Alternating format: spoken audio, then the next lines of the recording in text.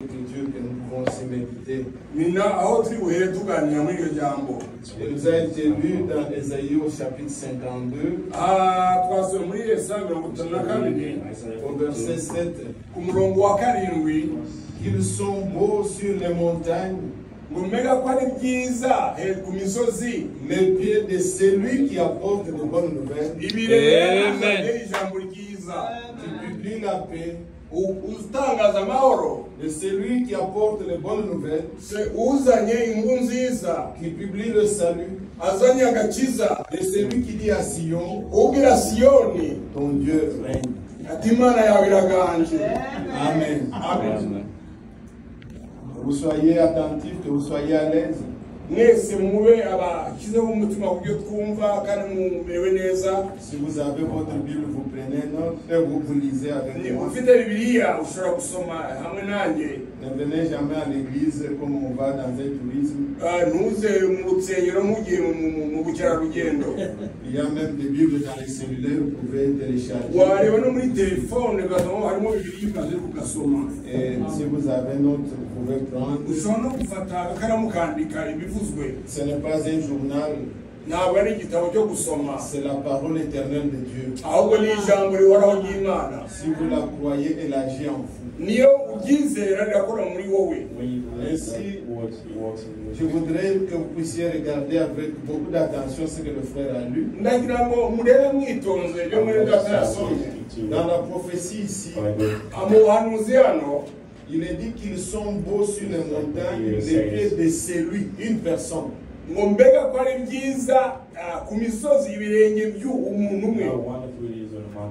pouvez regarder dans votre Bible et voir. Il n'est pas parlé de plusieurs personnes. Il est dit les pieds de celui qui apporte les bonnes nouvelles. Mais nous voyons quand le Seigneur Jésus-Christ est venu, c'est lui qui était annoncé. Il est venu, il est mort, il est ressuscité. Paul nous rappelle et l'évangile de lui prêcher, c'était que Christ devait annoncer la bonne nouvelle aux nations. Donc le même qui est mort, qui est ressuscité, c'est celui qui devait annoncer la bonne nouvelle. Donc il n'est pas attendu un frère Joseph qui viendrait de quelque part, non. Il est parlé de celui. Vous pouvez aller dans les actes des apôtres et retrouver comment Paul est en train de dire.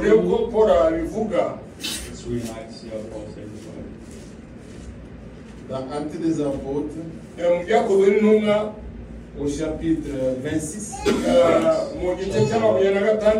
il dit, quand on l'accusait qu'il prêchait de fausses doctrines, des hérésies, il a été traduit devant le roi Agrippa. Alors au chapitre 26, au verset 20, il dit qu'à partir du 19, il dit, en conséquence, roi Agrippa, je n'ai point résisté à la vision céleste. Verset 20 maintenant. À ceux de Damas d'abord, puis à Jérusalem, dans toute la Judée et chez les païens, j'ai prêché la repentance, la conversion à Dieu avec les pratiques des œuvres dignes de la repentance.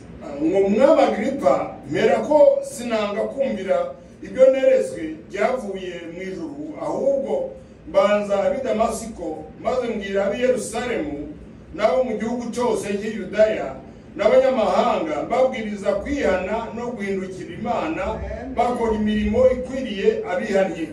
Verset 21. Voilà pourquoi les Juifs se sont saisis de moi dans les temples et ont tâché de me faire mourir.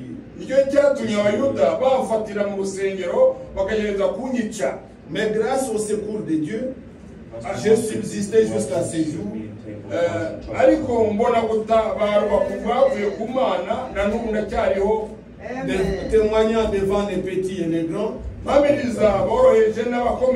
sans m'écarter en rien de ce que les prophètes et Moïse ont déclaré de voir arriver.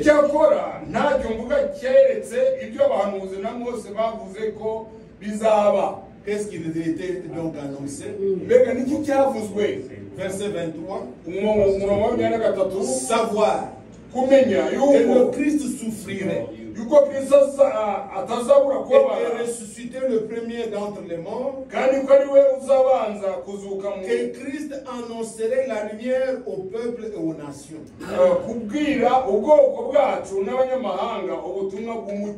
Est-ce que vous suivez ça? Amen. Les pieds de celui qui annonce. Celui qui était promis, c'était le Seigneur Jésus. Et Paul croyait que Christ allait mourir, et Christ allait ressusciter, et que Christ allait annoncer la bonne nouvelle. Maintenant nous allons dans Romains au chapitre 10. Il reprend la même écriture que le frère vient de lire. Il dit que dans Romains au chapitre 10, comment il serait-il possible qu'il puisse croire s'il n'y a personne qui prêche? Maintenant, quand lui reprend Ésaïe 52, il ne parle plus de celui. Il parle même de ceux. Donc plusieurs. Allez dans Romains 10. Pour mes amis qui suivent en anglais, je sais que si c'est votre jour, si c'est votre jour de comprendre, même en suivant avec votre Bible, vous saisirez la pensée. Si je dois beaucoup m'attarder pour donner le temps à celui qui vous traduit, je risque d'être trop long et de ne pas avoir l'occasion de dire ce que je dois dire. Donc soyez indulgents avec moi si je suis rapide.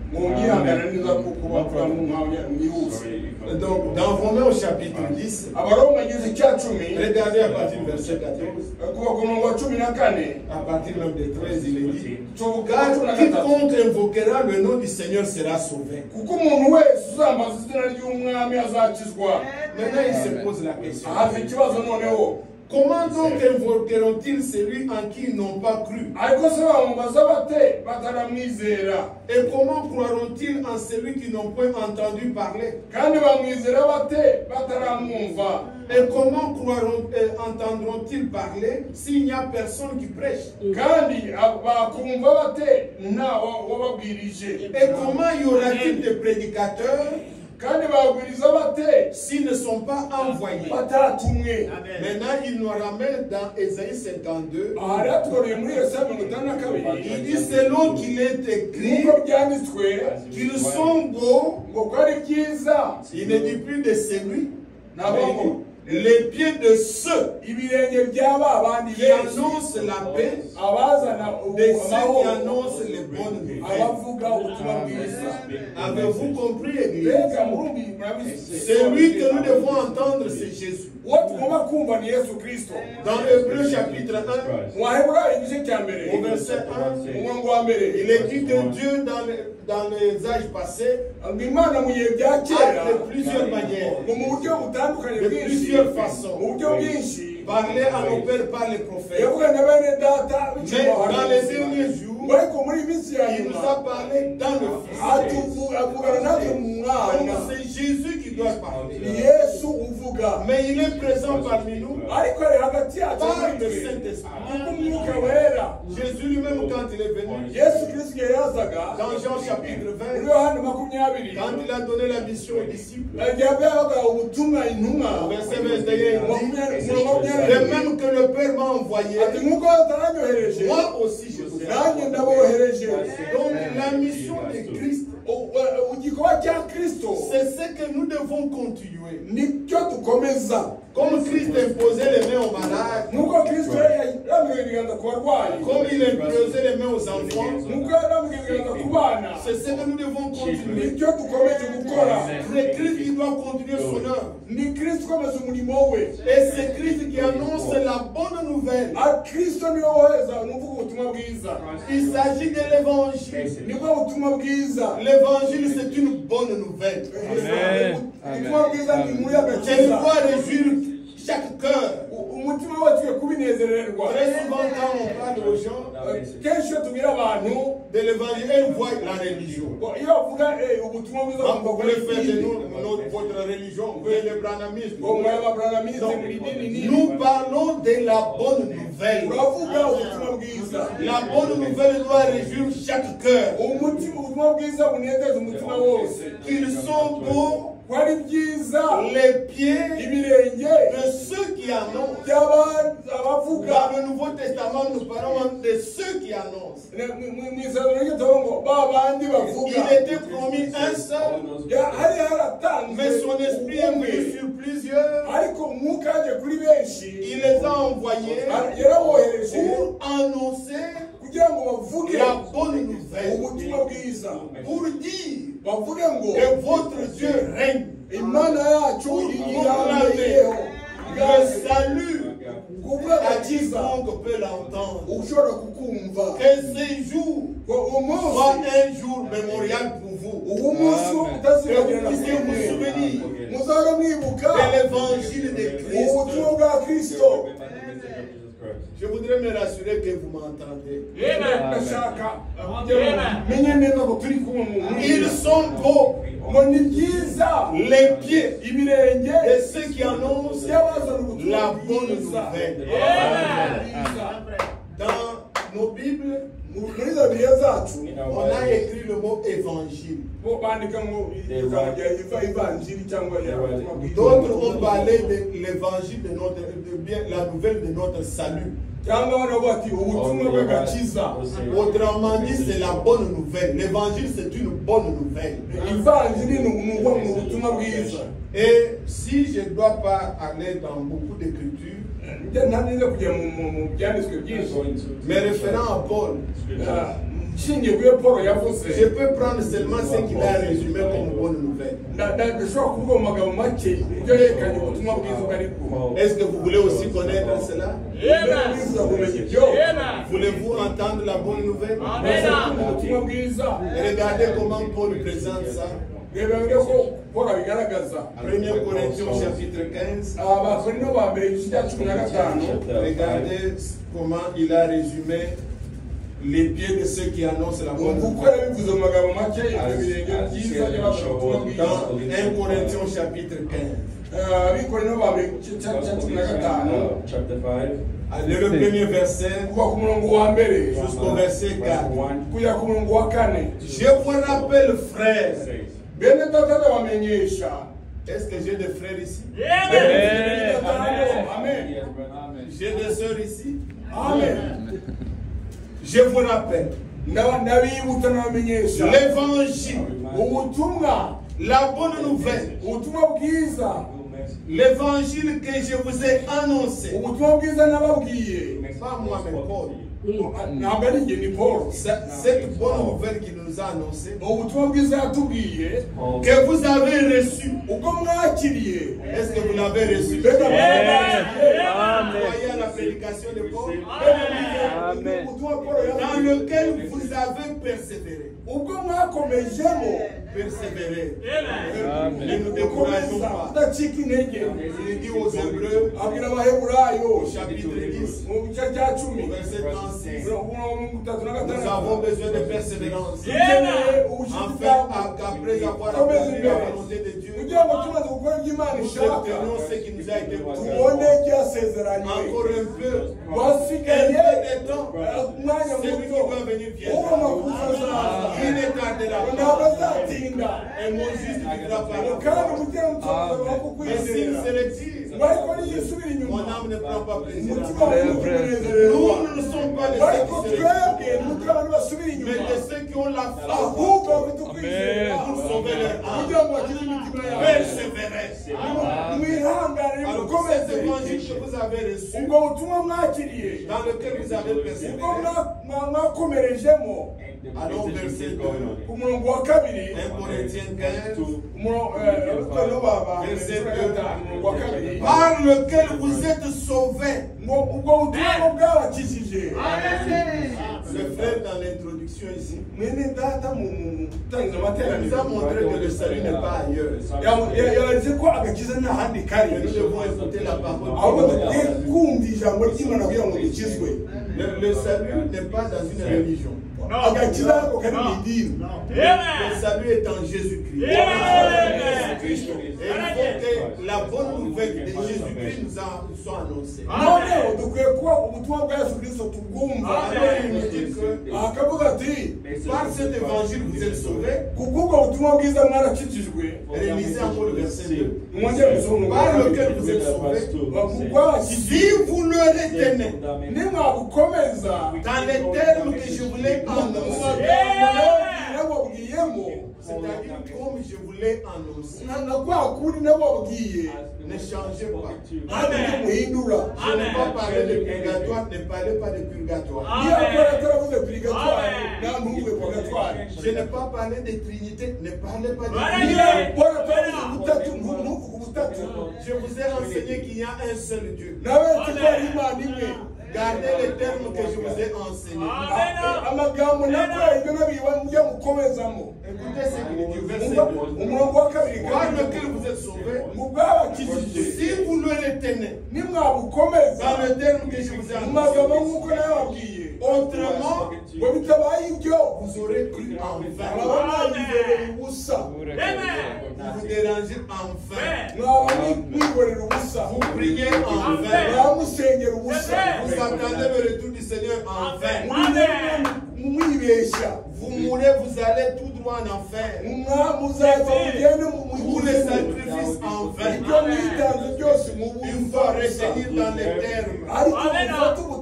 Mais qu'est-ce que Paul nous a enseigné?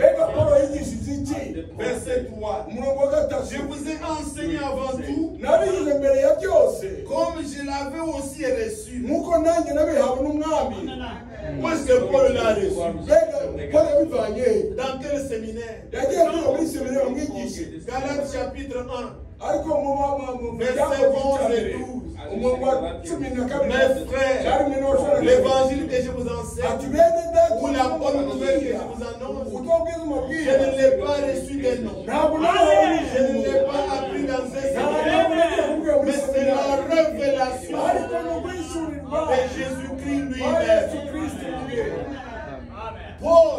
Paul n'était pas un disciple de Jésus. Les disciples, ce sont ceux qui suivaient Jésus. Il y avait les Pierre, il y avait tout le monde que vous connaissez, mais Paul était seul. Lui, il n'était pas un disciple. Donc, il ne l'a pas reçu comme ça d'un homme. Lui, il est devenu apôtre, appelé par les voix audibles. Il a reçu la révélation. Mais c'est ce qu'il nous annonce. Nous ne voulons pas les gens qui ont appris des hommes. Nous ne voulons pas les gens qui ont appris quelque part dans une école. Nous voulons, bien mes frères, ceux qui ont reçu par la révélation. Amen. Il est dit, verset 3, je vous ai enseigné avant tout, comme je l'avais aussi reçu, quelle est cette bonne nouvelle? Que Christ est mort pour nos péchés selon les Écritures. Amen. Il a été enseveli. Il est ressuscité le troisième jour selon les Écritures. Je peux encore vous dire ce matin, il reviendra selon les Écritures. Nous serons enlevés selon les Écritures. Alléluia. Tout est écrit. C'est cela la bonne nouvelle. Vous prêts à recevoir cette bonne nouvelle? Dieu soit avec vous.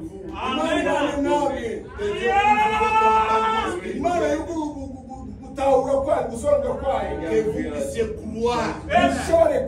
C'est une bonne nouvelle. Arrêtez ce que les religions ou ce que vous avez toujours entendu. Il s'agit de la bonne nouvelle. Vous entendez? Regardez. Quand Jésus est venu, tout le monde avait l'espoir que celui qui allait les affranchir.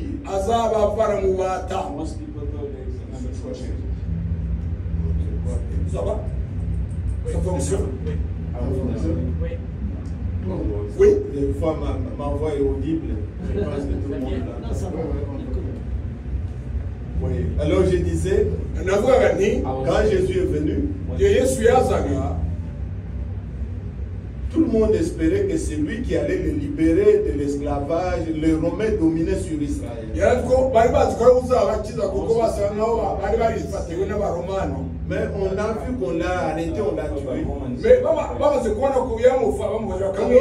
Les gens étaient tristes. Il y a eu des disciples qui allaient sur le chemin d'Emmaüs. Ils étaient tellement abattus parmi eux, c'était Cléopas et ils parlaient, ils étaient tout tristes. Jésus est venu parmi eux. Ils n'ont pas reconnu. Et quand vous lisez dans Luc 24, il a fait des signes, il leur a ouvert les yeux et ils ont reconnu que c'était le lui. Ils étaient tristes. Pourquoi? Puisqu'ils avaient l'espoir que c'est lui qui allait les délivrer. Quand il est mort, tous les tristes, ils étaient tout à fait tristes.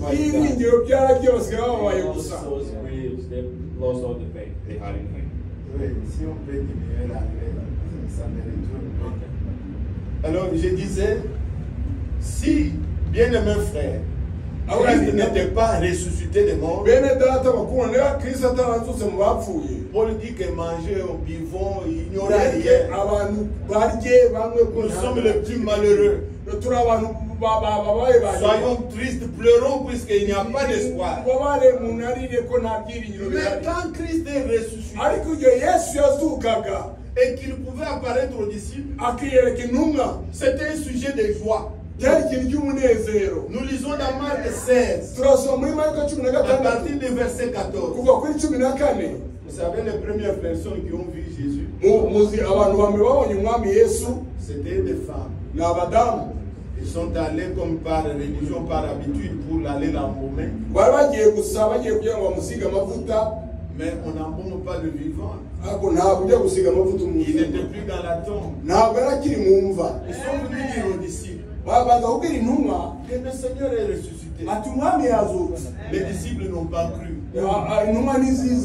Alors quand il est venu, maintenant dans Marc 16, à partir du verset 14, il les a reproché leur incrédulité.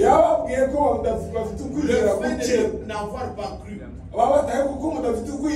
Et maintenant, quand il a fait des signes, ils ont reconnu que c'était lui. Il leur dit, allez, prêchez la bonne nouvelle. L'évangile, c'est la bonne nouvelle. C'est pour dire que Jésus n'est pas resté dans la tombe, mais Jésus est ressuscité. Lisez Marc 16. Rapidement pour que vous puissiez voir dans l'écriture. À partir du verset 14. Enfin il apparut aux 11 Pendant qu'ils étaient à table, le 12e Judas s'était déjà suicidé. Il leur reprochait l'incrédulité et l'impureté de leur cœur parce qu'ils n'avaient pas cru ceux qu'il avait vu ressusciter.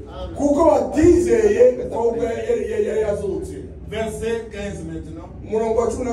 Oui, il leur dit, allez par tout le monde, prêchez la bonne nouvelle qu'ils sont beaux, les pieds de ceux qui annoncent les bonnes nouvelles. Avez-vous compris? Allez maintenant, prêchez la bonne nouvelle. Quelle est cette bonne nouvelle? J'étais mort, je suis ressuscité. Alléluia. Si Christ était né et qu'il est resté seulement en vie, il allait multiplier le pain. Il allait nous guérir. Mais quand vous mourrez, vous êtes perdu. Il fallait qu'il goûte la mort afin de vaincre la mort, afin de vaincre le péché. Et s'il était resté dans la tombe, alors le diable a gagné. Mais la bonne nouvelle est que Christ est ressuscité. Amen. Et il est ressuscité de la tombe.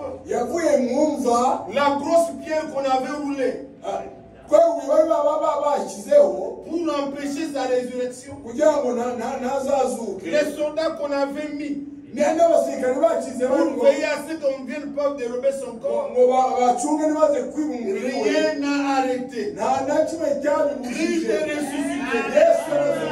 Encore aujourd'hui, à Arizona, votre incrédulité n'arrêtera pas Dieu. Nous disons ce que Dieu a dit. Quiconque de Dieu croira. Vous pouvez mettre toutes les barrières. Christ est ressuscité. Et aujourd'hui encore, laissez-vous convaincre par la vérité. Alors il dit, prêchez cette bonne nouvelle. Nous sommes encore dans Marc 16. À toute la création. Verset 16. Celui qui croira et qui sera baptisé sera sauvé. Mais celui qui ne croira pas sera condamné. Qui est baptisé au nom du Seigneur Jésus? Vous êtes sauvés. Même si vous croyez comment, même si vous faites n'importe quoi, frère, moi je ne fume pas. Moi je ne bois pas. Moi je ne parle pas ceci, je ne fais pas ça. Prends le baptême. Baptise-moi. Si tu n'es pas baptisé, tu es condamné. Amen. Le jugement de Dieu ne consiste pas dans ce que nous appelons péché. Si c'est pour cela, le monde entier, personne ne sera sauvé. Pourquoi? Puisque nous sommes d'abord nés dans le péché. Déjà un bébé comme celui que je viens de constater, il n'a pas encore conscience. Il est né dans le péché. Bientôt là, il va commencer à mentir sans entrer en classe. Il verse la nourriture. Sa maman lui demande, non, c'est pas moi, c'est pas moi. Qui lui a appris à manger? Le sang. Nous ne sommes tous perdus. Nous ne sommes des pécheurs. Mais Ne demeurez pas pécheurs. Dieu vous tend la main. Le salut, c'est recevoir Jésus. C'est lui qui croit en Jésus. Ces multitudes de péchés sont effacés. Au nom de Jésus-Christ, recevez le pardon de vos péchés. Prenez le baptême. J'accepte qu'il est mort pour mes péchés. Il n'est pas mort pour lui-même, mais il est mort pour mes péchés. Amen. Amen. Donnez raison à Dieu. Alors ici, il nous dit que prêcher cette bonne nouvelle. Donc c'est lui qui voit que Christ est mort. Il est ressuscité. Il s'identifie. Je crois que Christ est mort pour mes péchés. Et qu'il est ressuscité pour ma justification. Il intercède aujourd'hui pour moi comme un souverain sacrificateur. Quand il mourait, mes péchés, il les a portés. Quand il est ressuscité sans péché. Est-ce que vous savez que nous ne péchons plus? Car le péché, c'est l'incrédulité. Mais nous bronchons d'une manière ou d'une autre. Je ne peux pas méditer en moi d'aller faire le mal. Ce n'est pas possible. Mais on se retrouve. Tu as piétiné dans le bus ou quoi? La colère vient. Mais après tu te ressaisis. Tu peux faire une action. Ce n'est pas des choses préméditées. Car nous ne le voulons pas. Notre problème aujourd'hui, c'est la chair. Que nous voulons dominer. Avoir la prééminence. Mais dans nos cœurs, nous aimons Dieu. Nous prenons plaisir à sa volonté. Nous ne sommes plus des pécheurs. Nous sommes sauvés. Nous avons crié en Christ. Et nous avons une vie nouvelle. Est-ce que vous croyez ça? Que Dieu m'aide à vous éclairer peut-être.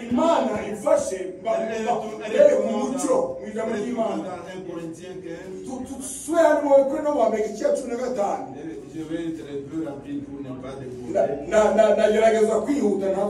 Regardez bien aimé. L'évangile que vous avez cru, dans lequel vous êtes sauvés. Si vous le tenez, retenez dans l'éternel. D'abord au verset 2 là, il dit sinon vous aurez cru en vain. Vous voulez prier pour rien? Les gens aiment beaucoup ce que les gens disent. Au lieu de croire ce que Dieu a dit. Amen. Bien-aimé, quelle que soit la grandeur du ministère de la personne ou de qui que ce soit, croyez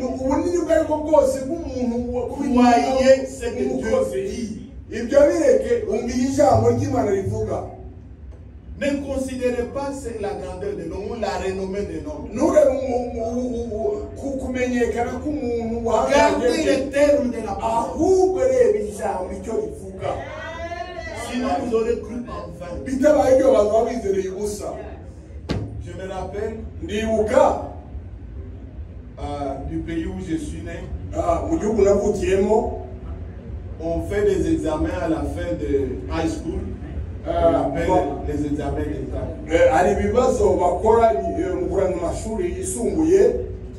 Alors, vers nos années là, il y avait un grand inspecteur là qu'on appelait ma pote, c'était un Belge. Les gens échouaient beaucoup. C'était très difficile d'avoir un diplôme. Pourquoi? Je me rappelle, nous à l'internat, on avait un professeur belge, on étudiait en vain. Donc tu peux être intelligent, mais vous êtes hors programme.